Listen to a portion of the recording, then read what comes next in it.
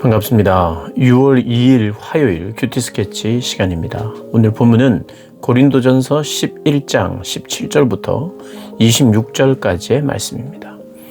오늘 본문은 이렇게 시작합니다. 내가 명하는 이 일에 너희를 칭찬하지 아니하나니 이는 너희의 모임이 유익이 못되고 도리어 해로움이라.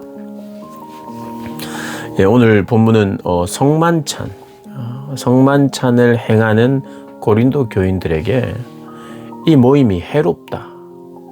그리고 그 해로운 이유를 설명하는 본문입니다. 고린도 교회에 칭찬이 전혀 없었는가? 그렇지는 않습니다. 그들이 지금 교회를 이루어서 모이고 있거든요. 그리고 때로는 전통을 지키고 오늘 보면 이제 주의 만찬, 성만찬을 행하고 있어요. 그 모임이 있단 말입니다. 예배도 드리고 함께 모여서 교제도 해요. 그래서 그런 부분에 대해서 칭찬을 합니다. 전통을 지키고 있는 것에 대해서. 또 사도 바울이 가르쳐 준 예배로 뭐 해야 된다, 어떻게 해야 된다, 이런 것들을 배우고 그대로 행하고 있었어요. 규칙적으로. 그리고 우리가 추정하는 것은 고린도 교회는 한 곳에 건물이 크게 지어진 교회가 아니라 그 당시에는 이제 조금 넓은 집을 소유한 사람들의 집에 모이는 가정교회들로 이렇게 이루어져 있었다고 우리가 볼 수 있어요. 그럼 넓은 집을 가진 사람들은 좀 부유한 사람들이겠죠. 거기에 이제 모일 수 있으니까 조금 부유한 사람들 가정을 중심으로 그렇게 모였으리라 우리가 예상을 할 수 있어요. 그런데 그 모임이 해롭다는 거예요. 아니 해로울 이유가 뭐가 있습니까? 가진 자들이, 부자들이 그렇게 오픈하고 사람들이 모여서 있을 수 있도록 하는데 그게 왜 해롭습니까? 그런데 해야 된다는 건 알고 그렇게 모임을 위해서 어느 정도 일정한 정도의 수고도 하고 헌신도 했어요. 그럼에도 불구하고 해롭다, 득이 안 된다, 이득이 안 된다, 이렇게 이야기한 이유가 유익이 되지 못하다 라고 말한 이유가 그 다음 설명이 되는데 19절에 18절에 먼저 너희가 교회에 모일 때에 너희 중에 분쟁이 있다 함을 들었다. 분쟁. 그러니까 교회 안에 분쟁이 있는데 그 분쟁에 여러 가지가 있었죠. 우상 숭배 하는 사람들도 문제가 됐고, 그리고 우상 숭배한 재물을 먹어야 되느냐 말아야 되느냐 뭐 이런 문제도 있었고 다양한 문제가 있었는데 오늘 본문에는 성만찬 때 문제가 있었던 거예요. 여기 보니까 파당이 있었다는 거예요. 파당이. 분쟁이 있었다는 거예요. 그런데 그 분쟁을 더 이슈화하고 키웠던 게 뭐냐? 21절에 보면요. 이는 먹을 때 각각 자기의 만찬을 먼저 갖다 먹으므로 어떤 사람은 시장하고 어떤 사람은 취함이라. 어떤 사람은 배가 고파서 못 먹고 어떤 사람은 취했다 이렇게. 어떤 사람은 충분히 많이 먹었고 어떤 사람은 시장해서 없어서 못 먹는 일이 벌어졌다는 거예요. 그럼 우리가 생각해 볼 수 있습니다. 그림을. 부유한 사람들의 집을 오픈했고 거기에 사람들이 모이는데 이 모임은 우리가 주일날 오전에 뭐 이렇게 쉬는 날 이렇게 모였다고 볼 수 없는 것이 그 시대에만 해도 휴일이 따로 없었고 또 있다고 해도 유대인들 같은 경우에는 토요일 안식으로 지켰죠. 그러니까 그 당시에만 해도 주일은 일하는 날이었어요. 나중에 이제 공휴일이 생기기 시작했죠.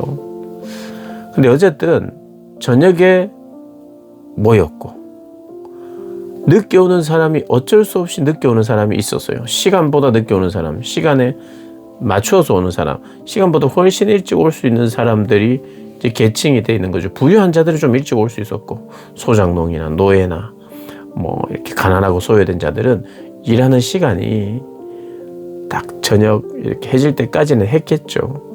그렇게 하고 이제 왔던 겁니다. 예배 모임으로 또 성만찬 전통을 지키고 있어요. 근데 여기에서 어떤 일이 벌어졌는가? 먼저 온 사람들이 그룹을 지어서 그 사람들은 이제 부유한 사람들, 축에 속한 사람들. 이 음식을 지금처럼 아니 성만찬 하는데 그 포도주 조금 하고 떡 조금으로 무슨 배를 채우고 그게 뭐 밥이 됐느냐. 근데 이 시대는 이게 식사이면서도 함께 만찬을 지금 예수님도 처음에 그랬잖아요. 제자들과 함께 식사를 했어요. 식사를 하면서 우리는 빵을 상징적으로 조금만 먹는 거예요. 식사를 하면서 빵을 적당하게 혹은 많이 먹을 수 있는 그런 것이 성만찬이었어요. 먹을 때마다 생각한 거예요. 먹을 때마다 우리의 섬김, 우리의 사랑, 우리의 나눔, 우리의 하나됨, 예수님이 우리를 대신해서 몸을 내어주심, 이런 것을 늘 생각했단 말이에요. 그 생각하고 서로 나눌 때 어떻게 되느냐? 하나가 되는 거예요. 예수님이 제자들의 발을 씻긴 것처럼 우리가 서로의 발을 씻기자 하는 마음으로 서로 나누고 함께 식사를 했다고. 그래서 식탁 공동체는 가장 친밀한 사람들이 할 수 있는 거잖아요. 그래서 예수님이 이 식탁 만찬, 성만찬을 해라 그랬던 거죠. 그래서 성도들이 함께 형제요, 자매요 이렇게 이야기하면서 그렇게 하던 것이 바로 주의 만찬이에요. 그러니까 이 파티하고는 다릅니다. 무슨 잔치하고는 달라요. 그냥 일반 식사를 하면서 성만찬을 한 거죠. 너무 많이 준비하지 않고 적당하게 준비하는 겁니다. 그런데 어떤 사람들은 많이 먹고 어떤 사람들은 일하다가 늦게 와서 먹지도 못하고, 그래서 어떤 일이 벌어졌는가. 22절에 너희가 먹고 마실 집이 없느냐, 너희가 하나님의 교회를 업신여기고 빈궁한 자들을 부끄럽게 하느냐, 내가 너희에게 무슨 말을 하랴, 너희를 칭찬하랴, 이것으로 칭찬하지 않노라. 이제 부유한 사람들은 너희의 집에서 먹을 게 많고 있으면 그걸 먹고 오라는 거예요. 먹고 시장하지 않도록 해서 남들을 배려하기 위해서 먹고 와야 되고, 남들을 배려하고 음식을 남겨야 되고 그 음식을 나눠야 되는 것인데, 나름대로 세상이 들어와 있어요. 교회는 세상과 구별된 공동체로 시작을 했어요. 그런데 거기는 부유한 사람도 있고 가난한 사람도 있고 종들도 있고 약한 사람들도 있었어요. 근데 처음에는 우리가 이것이 다 하나구나 하고 모였지만 점점 모일 때마다 세상이 들어와서는 구분하는 거예요. 가진 것으로, 신분으로, 지위로, 권력으로, 힘으로, 돈으로. 그래 그룹이 지어졌던 것 같아요. 그래서 누군가를 부끄럽게 했던 일. 근데 그것이 버젓이 그게 뭐 부끄럽든 말든 우리는 세상에서도 그런데 뭐 정도는 우리의 말을 들었고. 그래서 사도 바울이 그러면 안 된다는 이야기를 이제 하는 겁니다. 너희들은 지금 성만찬의 의미를 완전히 벗어났다. 완전히 반대로 하고 있다. 서로를 위해서 목숨까지 내어줄 수 있는 그런 고백이 성만찬의 고백인데, 예수님의 그 희생의 사역을 바라보면서 나도 희생하며 사랑하면서 살겠노라, 이 고백인데 지금 밥 한 그릇을 더 먹겠다고, 남을 배려하지 않고 더 먹고 취했다는 거예요. 그러니까 이 성만찬의 정신과 완전히 반대되는 일들이 교회 안에 있었다는 겁니다.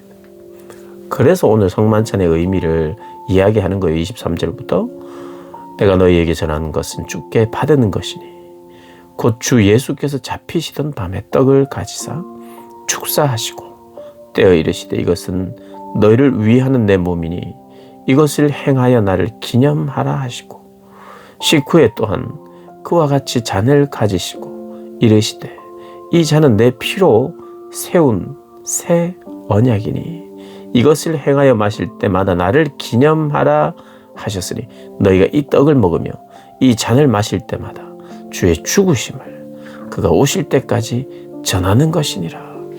주의 죽으심, 그분의 사랑을 깨닫고 누리고 전하기 위하여 우리가 이렇게 모인 것이다, 사실.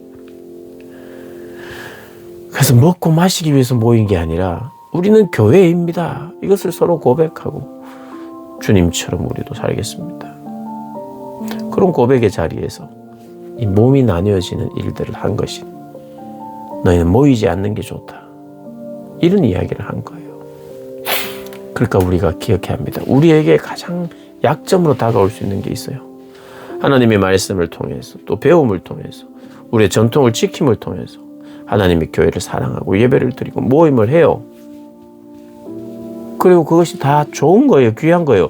심지어는 내 집을 공개하기도 하고 내 가진 것을 공개하면서 모임을 하기도 해요. 그 헌신까지 해요. 그런데 그렇게 헌신까지 하는 가운데서도 세상이 나에게 딱 들어와서 이렇게 오픈을 해도 먼저 가진 자에게 많이 주고 우리는 가진 자잖아 함께 하는 그런 기쁨과 즐거움이 분리되는 즐거움이 그들에게 있었던 거예요. 그러니까 세상이 딱 들어와서 세상과 똑같은 거예요. 우리는 이래도 된다.